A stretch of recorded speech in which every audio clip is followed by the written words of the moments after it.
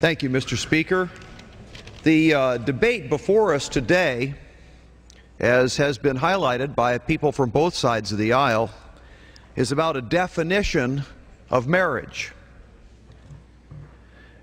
And I think that the point that in the subtlest way has to be made clear, and it's something that most Americans understand logically, and that is marriage is not about love, it's about a love that can bear children.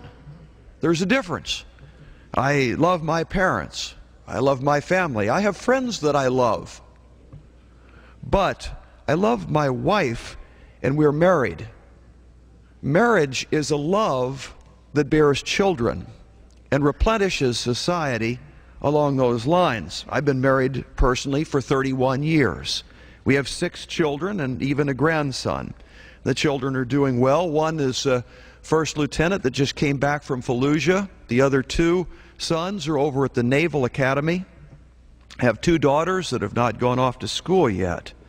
And all of those children, growing up with a mother and a father, have understood the first primitive concepts of government.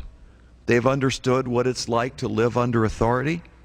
They understand what it's like to work hard. They've learned to walk and to talk and to get along with each other and all of those things. And we also know that historically, that the people that are filling our prisons, the people who socially get in trouble a lot, are statistically people who have not had the blessings of a loving mother and father and a stable home. It doesn't mean that people can't get in trouble when they come from that background, but statistically, it's a lot easier for a child to grow up in the benefit of a loving home with a mother and a father.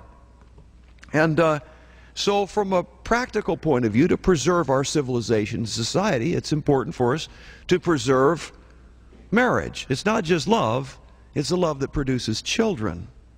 We ask ourselves, well, is this such a big debate? Well, really, it shouldn't be. We have 45 states that have passed legislation saying a marriage between a man and a woman.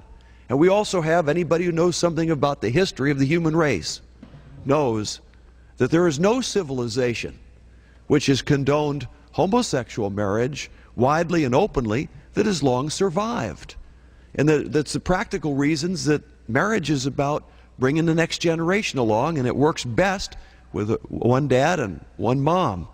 And that's what a great majority of Americans believe. And so it's sad that we have to basically tell our courts, because of their activist nature, the beliefs of such a great block of Americans. And I will conclude my comments by doing something that I don't know that I've done on the floor before, and that's to call attention to my colleague, the lady from Colorado, Marilyn Musgrave, who's had the courage to do what seems so obvious to at least 45 states worth of Americans, to bring this amendment to the floor. And for her efforts to defend plain old traditional marriage, she's had millions of dollars thrown against her, and even a television ad that I've seen of some fat pink-dressed lady that's stealing jewelry off of a corpse. And she's had to put up with that. And I say to you, Congresswoman Musgrave, we're proud of you, and we thank you for standing up for something that is so foundational to our society. I reserve the balance.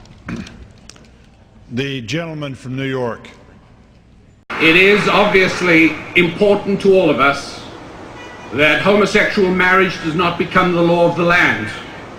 Let me tell you that for every logical argument we can bring to show that it's a very bad idea, the other side, spreading the stain of secular socialism, will bring 3 better arguments that it's a very good idea, and then it's simply our argument against theirs. It turns out that you have to go into rehab if you use the word faggot. So